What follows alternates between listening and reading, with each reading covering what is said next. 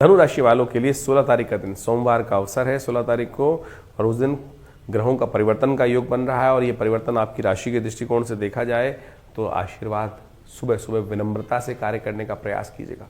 जितने विनम्र आप रहेंगे उतनी सफलता आपके लिए अच्छी रहेगी, उतना दिन आपके लिए कोमल जाएगा और सब आपके साथ रहेंगे, सब आपका प्रेज करते दिखाई देंगे। और जितना अकड़ के चलोगे और वो कहीं ना कहीं फिसल भी सकते हो, इस बात का ध्यान रखते हुए कार्य करें। इस दिन ग्रह नक्षत्रों के दृष्टिकोण से ग्रहों का योग जो बन रहा है, प्रदोष का योग बन रहा है, दोषों को हरने का योग बन रहा है, शिव की कृपा प्राप्त करने का योग बन रहा है। और आपकी राशि में तो आशीर्वाद से ही मेवा मिलता दिखाई दे रहा है। तो जाते जाते ये ग्रह पर परिवर्तन करते करते शाम के समय एक उपाय अवश्य कर लीजिएगा।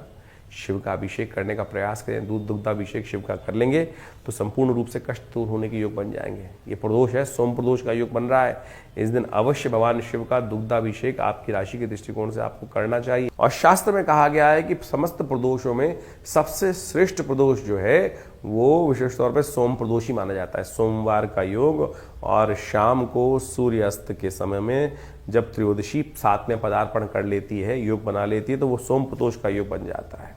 तो इस बार ये बहुत दिव्य योग बना है। और आप मान के चलें, रुद्र नाम के संवत से आरंभ होने से पहले, प्रलंकारी संवत आरंभ होने से पहले, और ऐसे में ये शुभ योग बनकर तैयार है। कहा जाता है कि जब शाम के समय सूर्यास्त के 2 घड़ी बाद तक, 2 घड़ी यानी 48 मिनट तक ये बहुत शुभ योग बना रहेगा। ऐसे में केवल भगवान नाम का स्मरण होना चाहिए। भगवान का दुग्धाभिषेक, जलाभिषेक, इच्छुरस्य अभिषेक जो जातक करते हैं, कहा जाता है कि उस समय भगवान शंकर पार्वती के साथ समस्त संसार का भ्रमण करते हैं। और जो उस समय भगवान का भजन करते हैं, उनके अनिष्टों को दूर करने के लिए भगवान स्वयं आशीर्वाद प्रदान करते हैं। ये कपोल कल्पित बात नहीं है, शास्त्रों की विधि के अनुसार से बात है। इस बात का हमको ध्यान रखना चाहिए।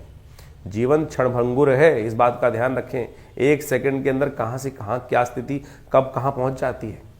तो इसलिए हमारे समस्त अनिष्टों को दूर करने के लिए इस स्थिति का आपको अवश्य उपयोग करते हुए कार्य करना चाहिए। चैत्र के मास में, ये सुंदर वर्ष के आरंभ के समय में, चैत्र का जो पक्ष आरंभ हो जाता है तो एक तरह से वर्ष समाप्ति की तरफ है। नव वर्ष बिल्कुल आरंभ होने को है, नव संवत आरंभ होने को ही है। तो ऐसे में इस शुभ योग में कोशिश ये करें, अपने नाम से रुद्राभिषेक, भगवान शंकर का पूजन, जहाँ भी आप विद्यमान हैं, ये ऑफिस में बैठे हैं तो कोई दिक्कत नहीं, ध्यान मानस पूजा करने का प्रयास करें। शास्त्र कहता है ना, मानस सबसे श्रेष्ठ पूजा जो है मानस पूजा। आप बैठे हुए हैं साक्षात अमरनाथ जी जाकर और कहीं केदारनाथ में जाकर बैठे हुए, लेकिन मन नहीं लग रहा है, तो फिर किस बात की पूजा। तो ऐसे में कहा जाता है मानस पूजा सबसे श्रेष्ठ है। आप ऑफिस में भी बैठे हुए हैं, आपने जूते पहने हुए, कोई दिक्कत नहीं, आंख बंद कर कुछ देर के लिए बैठ जाएं